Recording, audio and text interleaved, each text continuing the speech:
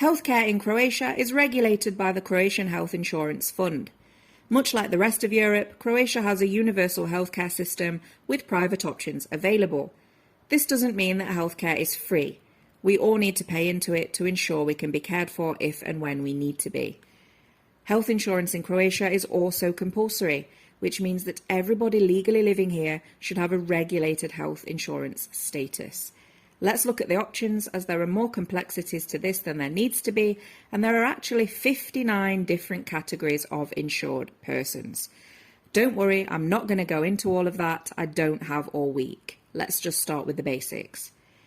There are 3 types of healthcare coverage. One is obvezno, which is compulsory, and the others are dopunsko and dodatno, which are additional.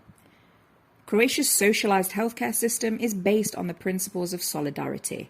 This means that all residents are expected to contribute. Everybody is paying for everybody else, and everybody then receives healthcare services according to their needs. Obvezno is the most basic insurance, and it's the one everybody living here is supposed to have. Dopunsko is optional. It eliminates most co-payments for prescriptions, visits to the doctor, tests, and hospital stays. It's a great option if you're diabetic or if you suffer from another chronic condition such as hypertension. Co-payments in Croatia are very small, but why bother paying if you can avoid it? Dodatno covers everything. It isn't on offer from the state, but from banks and independent insurers. This policy covers preventative care, visits to all kinds of specialists, additional treatment, any lab test you can imagine, and extended hospital visits.